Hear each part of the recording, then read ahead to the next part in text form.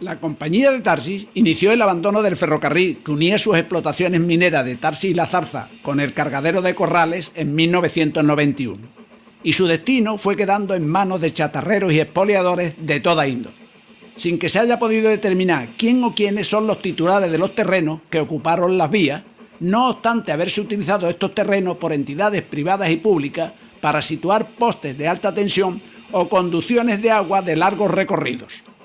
Si como parece se trata de un bien abandonado, su dominio ha de pasar a una de las instituciones que integran el Estado, que han de aprovechar su trazado para instalaciones de uso público, y entre ellos el de Vía Verde.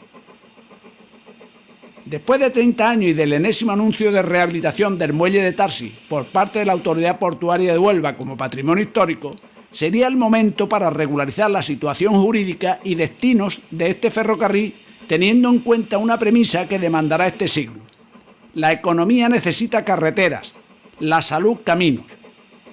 Las carreteras ya lo han invadido todo para dar paso a los coches, y las vallas nos han dejado sin pasos ni caminos. Mi recorrido por el abandonado ferrocarril de Tarsis comienza en la ría del Odiel, en cuyo mapa sitúo los puntos de interés para los recuerdos de otro viaje que hice siguiendo el mismo recorrido hace 66 años. Entonces lo hice acompañado y en tren. Ahora a pie viajo con mis recuerdos y mis años. Sí, yo descubrí la ría desde este muelle de las Canoas. Fue en 1955 y yo tenía ya 10 años.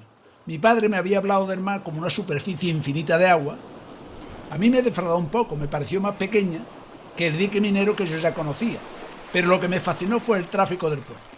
Los barcos de pesca con los marineros vociferando, la canoa de Punta Umbría que llegaba, las barcazas con sus velas de trapo y sobre todo las motoras que daban aquellos ronquidos con sus escapes inundados de mar que se hacía eco especial en el muelle. Yo lo que quería era tocar el agua y mi padre habló con alguien y nos dijo: venga, que nos vamos al Puntal de la Cruz en la motora.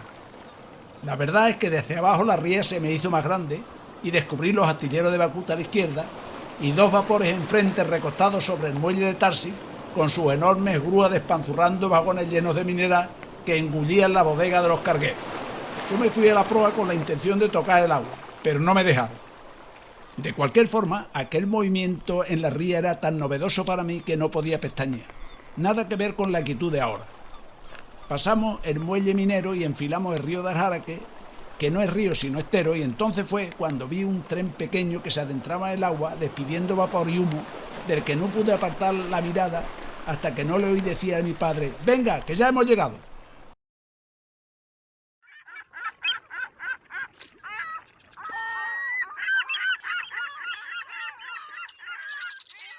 El viejo puerto de Huelva se reconoce en su estado actual, tanto en sus tinglados, embarcaderos, etc., si se hace excepción del cargadero de mineral de la Compañía Francesa de Pirita y la aparición de los restos del astillero en desuso.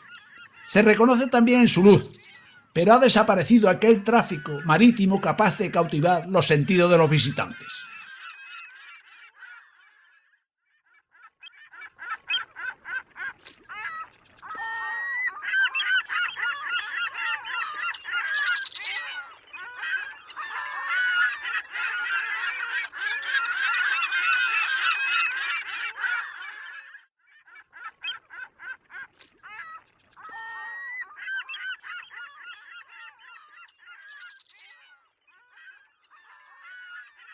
Al muelle de Tarsis, cada día que pasa, la herrumbre lo aleja más de su restauración. ¿Correrá la misma suerte que la barcaza que espera fin en su regazo? Aquí estaba el embarcadero del Puntal de la Cruz que unía Corrales con Huelva, del que solo queda como testimonio esos hincos corroídos y la caseta del Guardaúja, de típica arquitectura inglesa, aprovechada ahora como club de piratas. Sin embargo, en los desvanes de mi memoria permanece la figura de dos mujeres vestidas de negro con pañuelos en la cabeza, portando canastos de caña y el comentario de alguien que dijo: «Tarde van las sardineras, traerán lo peor», y sobre todo el recuerdo de un rosal raquítico con una sola rosa roja junto a un grifo de latón goteando con forma de cuello de ganso donde bebía la gente. Y a un lado había algo así como un pescante rumbroso. Muchas veces me he preguntado por qué serán para mí tan vívidos estos recuerdos. La verdad es que no lo sé. El estero de Aljaraque continúa por la izquierda y allí donde sobresalen aquellos restos de Inco había otro embarcadero que se adentraba más en el cauce para que atracara el barco de mayor calado que iba a Aljaraque. Hasta el año 1969 era la única comunicación directa entre el pueblo y Huelva. Después, de la forma más irrespetuosa posible, hicieron el puente de la carretera del Espigón, que se ve al fondo, y el de la autovía a Las Playas, que está al final, cerrando toda posibilidad de navegación por el estero. En este plano se puede apreciar unas marismas humildes, culebreadas por esteros, que esconden historias de viajes y piratas que solo se entiende cuando se navega por sus bajíos. En solo una milla se puede revivir la aventura más arriesgada y la zozobra más profunda del Arcaide Garrocho, cuando en ella acechaba al temido pirata Papasali para cortarle el paso cuando se dirigía a Gibraleón. Pero de esto nada sabían los políticos que las condenaron a ser solo ciénegas, que a duras penas las despiertan las mareas. En realidad no. Se construyó este puente en la década de los 70 del pasado siglo para la construcción del espigón de contención de arena que permitiera los grandes calados en el nuevo puerto de Huelva. Y lo hicieron cubriendo de tierra el estero para pilotar con facilidad en su cauce y construir el puente a nivel de las marismas. Después encomendaron las mareas que se llevaran la tierra con la que la habían cegado, pero la navegación quedó cortada para toda nave distinta a una piragua y si es que lo hacen bajamar. Cuando se construyó este otro puente en el 2002, se levantaron voces para que permitiera que el estero fuese navegable. Pero como ya estaba cortado en el puente del Espigón, se hizo siguiendo el mismo modelo, con lo que se cortó definitivamente las expectativas de dotar de embarcaderos a Corrales, Bellavista y uno nuevo para Aljaraque, de los que se pudiera acceder a las rías de Huelva y Punta Umbría. Quizás los políticos de entonces no pensaron que cerraban puertas de ocio y turismo a las ciudades dormitorios que se empezaban a construir en la zona. Quiero recordar que fue en 1974 la última vez que una barcaza con tordilla atracó en el embarcadero de Aljaraque.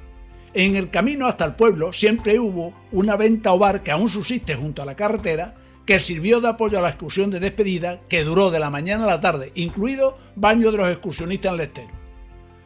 Después que desatracara por la tarde la barcaza, empezó el expolio del embarcadero, de suerte que no queda nada aparente que recuerde una instalación que durante siglos comunicó el pueblo con Huelva.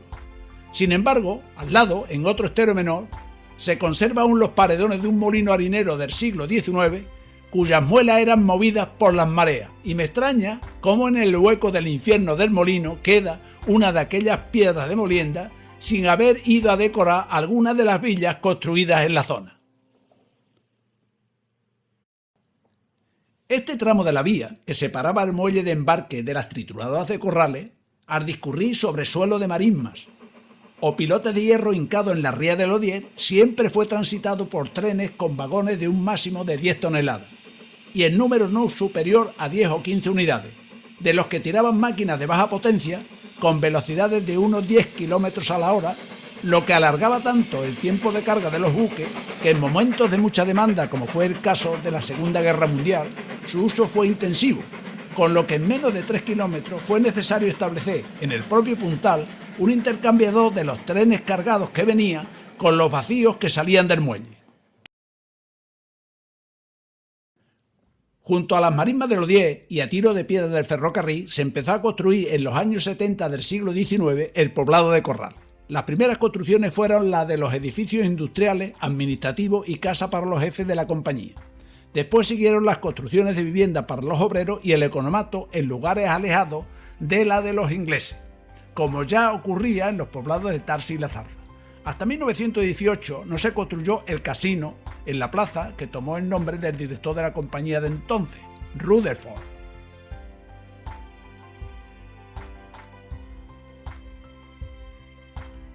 Después se construirían la escuela, el cine y la iglesia. Estos edificios, además de la oficina del pago, subsisten en la actualidad resistiendo la nueva realidad social del poblado y la transformación urbanística de su entorno. La escuela, aunque resiste, lo hace sin uso ni techumbre.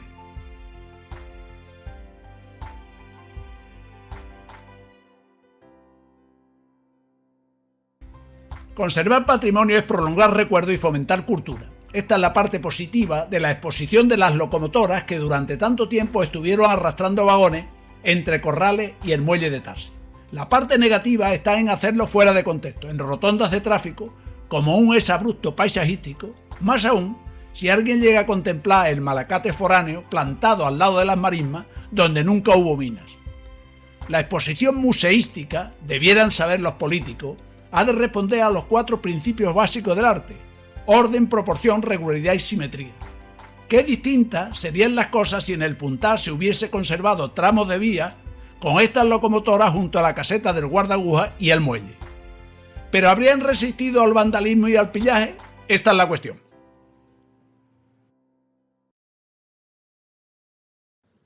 La vida de aquel Corrales colonial se extendía desde los embarcaderos del Puntal a la estación, y tanto el economato, el pago, el casino, la escuela o la iglesia no se despegaron en más de 100 metros del trazado del ferrocarril. El ferrocarril de Tarsi, entre La Zarza y Corrales, llegó a contar con 7 estaciones y un apeadero. Todas ellas están hoy en estado ruinoso, expoliadas o demolidas, a excepción de esta de Corrales, que el Ayuntamiento de Aljaraque la rescató como dependencia municipal.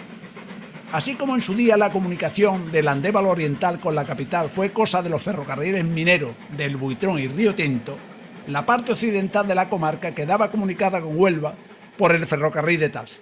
Y el fin de trayecto era la estación de Corrales, de donde los viajeros se desplazaban a pie al embarcadero del Puntal para hacer el último trayecto en canoa hasta el muelle de Huelva. Muy pronto el ferrocarril de Tarsi dejó de transportar viajeros a causa de un grave accidente que le sirvió de excusa, mientras que los otros 2 continuaron prestando este servicio hasta después de los años 60 del pasado siglo.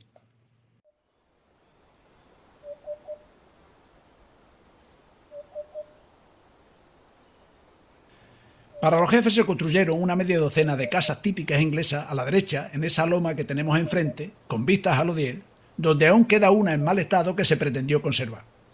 Como se puede apreciar, se situaron muy próximas a las instalaciones industriales, pero separadas casi 2 kilómetros del poblado de los trabajadores de a pie. Al frente, a la izquierda, se observa una línea de arbustos, que es por donde transcurría el camino de los ingleses que unía el embarcadero exclusivo con sus viviendas.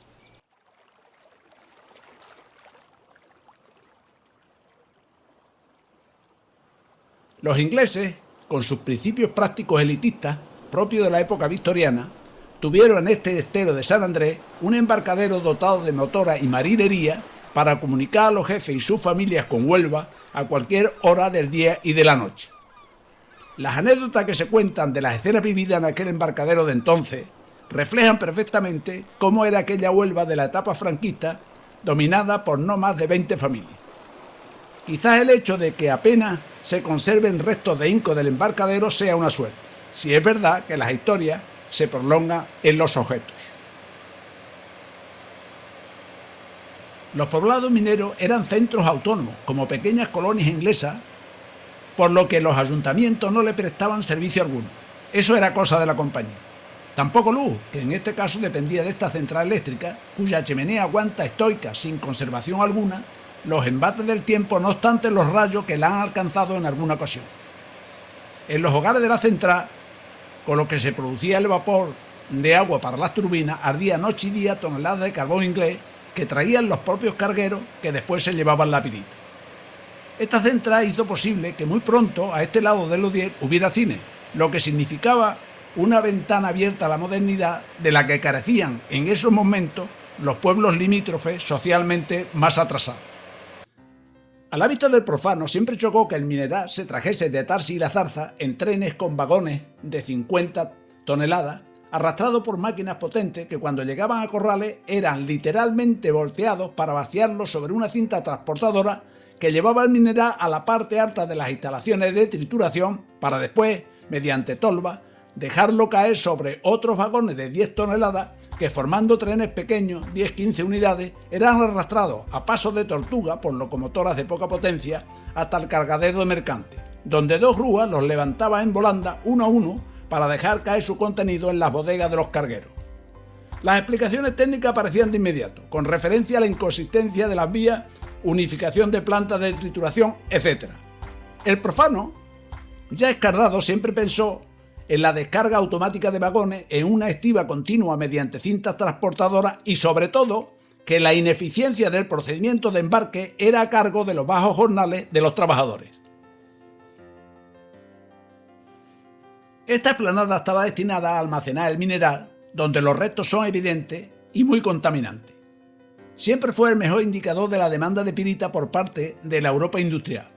Hubo periodos de gran demanda, sobre todo cuando era la materia prima por excelencia de la industria química escocesa y alemana, y en el caso de la Segunda Guerra Mundial. Muchos otros periodos fueron de demanda muy inferior a la mineral que se arrancaba en las explotaciones de Tarsi y La Zarza, momento en la que este llano presentaba una extensa orografía de montañas de mineral. En los últimos tiempos, para atender la demanda del polo químico de Huelva, se hizo compatible el ancho de vía del ferrocarril minero con el de Renfe, hasta que se encontraba este ramal con la línea de Zafra a Huelva a la altura de Gibraleón. Se puede apreciar que toda esta zona se empezó a urbanizar con destino a viviendas unifamiliares con vistas al río. Menos mal que la crisis de 2008 nos liberó de tal desafuero. Construir sobre suelos saturados de metales pesados y azufre. Y muchos fueron los responsables de lo que a la postre hemos terminado pagando todos. El ferrocarril, una vez que dejaba detrás la explanada de almacenamiento, se dirigía a Tarse en línea recta siguiendo por su derecha paralelo al río Diez y dejando por la izquierda la propia finca de la compañía, con sitios tan conocidos como la Huerta Grande o la Casa del Río, objetos de explotaciones agrícolas ganaderas de la época, y la finca de Manzorral. La transformación de ambas ha sido absoluta. La primera es hoy en su mayoría suelo urbano con modernas urbanizaciones y el resto coto de caza, y la segunda está destinada a explotaciones intensivas de frutales. En este trayecto, ya a 1 de febrero es primavera, y abejas y flores comienzan su ciclo, mientras en la vieja caseta de vía subsiste un gallinero y las ponedoras disfrutan de libertad, pero no los perros que las custodian de zorros de 2 y 4 patas.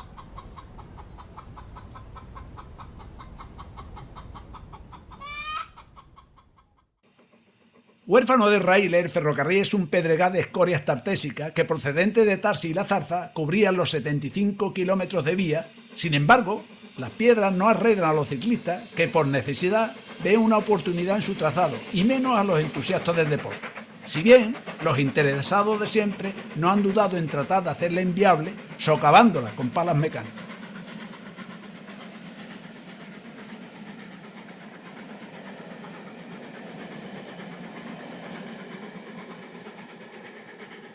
Los 8 kilómetros de ferrocarril que hemos dejado atrás se podrían convertir en vía verde con suma facilidad, porque solo necesita de la retirada de parte del balasto que permanece sobre ella y alguna que otra poda de arbustos. Esta es la estructura de hierro básica de los muchos puentes que nos encontraremos en lo que nos queda hasta llegar a La Zarza. Si bien sus estados de expolio van desde la desaparición absoluta hasta poder caminar por ellos si se le echa, digamos, bastante ánimo. Cuando el ferrocarril se va alejando del río Diel para atravesar los campos de Gibraleón y San Bartolomé de la Torre, se empiezan a apreciar ya tímidas invasiones de su trazado por la acción humana, como es el caso de la zona aledaña al huerto solar situado a la derecha, y por la conjunción de esta con la acción de la naturaleza, como es la invasión de cañaverales y carrizos, que ya incluso es sitio propicio para la caza de jabalíes, lo que pone de manifiesto el aguardo permanente que vemos sobre el árbol y las pisadas y ozaduras frescas en el claro del cañaveral situado a tiro. Más adelante se ha expoliado hasta los cimientos la estructura de hierro del puente sobre el arroyo del Prado, con lo que empieza el tramo del ferrocarril que sufre una mayor ocupación debido a la presión de las explotaciones intensivas de frutales y otros usos más permanentes. Y yo sigo caminando por esta vía amenazada de olvido a ver qué me depara su trazado por los campos de Gibraleón, San Bartolomé de la Torre y Alhorno. Ya os lo contaré cuando llegue a Tarsis.